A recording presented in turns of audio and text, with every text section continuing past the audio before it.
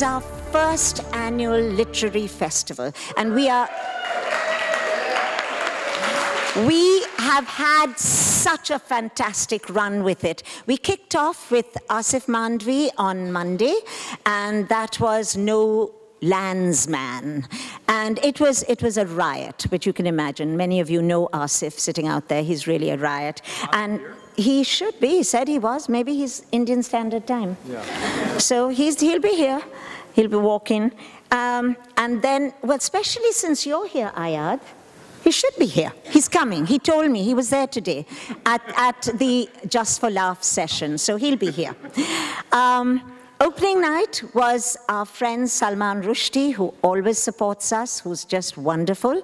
And he really was in top form. He entertained everyone. People were just rolling with laughter with all his little tales about different things. And the sessions have been amazing. We had them at the South Asia Institute, and many of you said to me, Arun, do something in a larger place. Well, we started over there, and we had standing room only, so it's better to be in a place where you have standing room only and everybody loves it and there's high energy. Next year, we'll go to a bigger place. But this was fantastic. So all of you authors and playwrights and dramaturgs and everything out there, thank you, thank you, thank you. Closing night today is wonderful. We've got the hottest property on Broadway, sitting right here, Ayad Akhtar.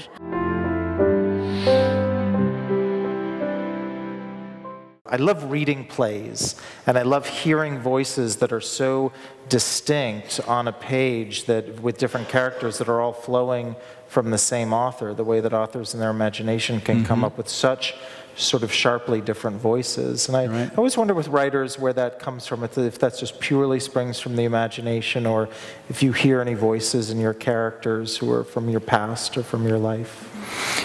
A lot of chatter in my house, a lot of talk. And my mother is a very, very histrionic, expressive, brilliant litigator.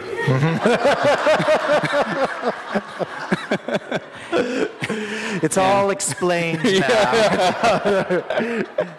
And I think that, you know, it's just being attentive to that. I remember reading that Jacques Barzin quote that conversation is civilization's greatest pleasure and its rarest, its greatest accomplishment and its rarest pleasure.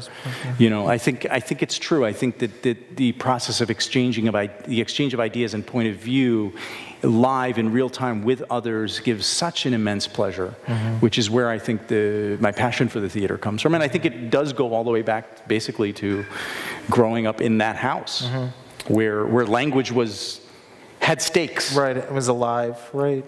Was there a moment where you told your mother and your father, I think I want to be a writer, not a neurologist? You know, I don't know that I ever had that actual, but it was so clear. But I hit 15 and I had this teacher. If you're spending time at the farm. I spent all my time reading. Right. And my dad, you know, who to this day brags that he has never read a book cover to cover, despite the fact that the guy has edited 15 books, right, on cardiology or whatnot. But but I never read the things, you know. Somebody else is reading that. Right. I'm not going to waste my time.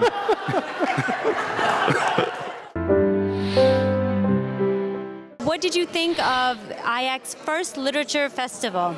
I'm amazed that they could pull this off in 8 weeks' time. It was really extraordinary, and I think there's a number of literary festivals that cater to the Western canon, but there's nothing like this. I mean, I think that this is a first step. Hopefully, with more lead time, more promotional time, we can get more media involved, and I think that it's a good first step in exposing the literary public to what's happening in South Asian literature, which is very exciting, very diverse. There's no one way that we're expressing ourselves, so it's an exciting time to be part of the... Could you just tell us about your experience here? Well, it's been an amazing festival. I think this is really the kind of thing we need here in New York, is it just sort of immersing ourselves in the world of ideas and in South Asian ideas, but how that's sort of, those ideas are kind of coming into contact with the Western world through books and through plays and through novels and all kinds of things. So it's been a really great experience. So what did you think was the highlight of the festival? Well, this discussion we just had right now with IAAC, whose play I saw a few weeks ago. It's an excellent, compelling, very provocative play.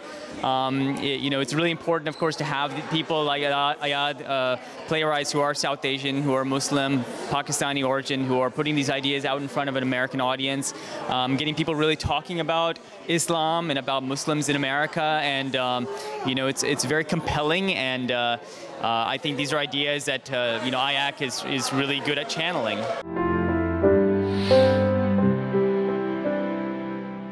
I think in some way it was provoked by the only violence in the film, and I'm just wondering what made you decide to include that level of violence, and I don't want to give away the plot. Mm-hmm. Was it absolutely necessary? Because the comments I heard were, well, no matter what, whatever they learn at home, they're going to behave that way. So I was just wondering, what made you decide to have the level of violence to the level it went? Yes. Great question. Thank you for that question. Without speaking directly to what the violence is, when I said that the A to D I knew, D to F, I didn't. Mm-hmm. And the experience of D to F was what you're talking about. And that revealed itself in what was the first experience of real authorial possession that I had ever had, in which the expression, that climactic act, was so real emotionally when it happened on the page that it was a new threshold for me as a writer. For me to take it out because it's politically incorrect would be a betrayal of the process. It would also be a disservice to the play.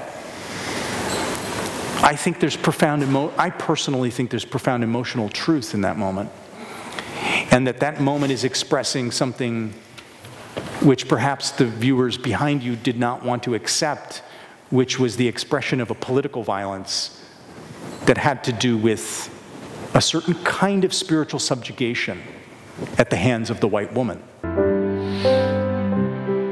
I'm here with our panelist, Mira Nair, author. Hi, how are you? I'm good, how are you? Good. Could you please tell us about your experience here for the Literature Festival? Well, I must say first that I'm so happy to see that there is such a mass of South Asian authors that we can throw a whole 2.5-day festival just to celebrating our own work and the work of South Asian writers, right? That the idea that in New York that you have these many people who can appear on panels and also have such a wonderful, wide, diverse audience. And the fact that we have such amazing diversity. There were so many Bangladeshi authors, there's comics, there was LGBT, this idea that she's so welcoming to all kinds of writing and everything was present in this one space is kind of amazing, I thought. I actually live and work in Kyrgyzstan in Central Asia, and when I got this email from Arun that there was a possibility to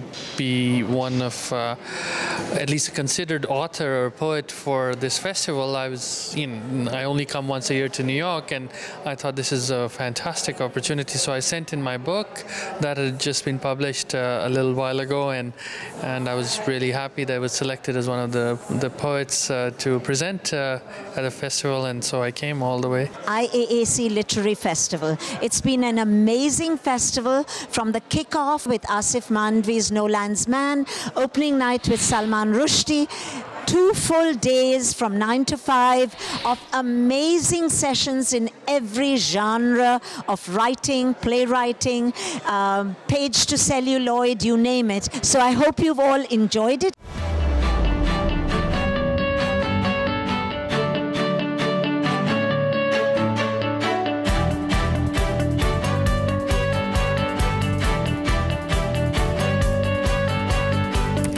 you.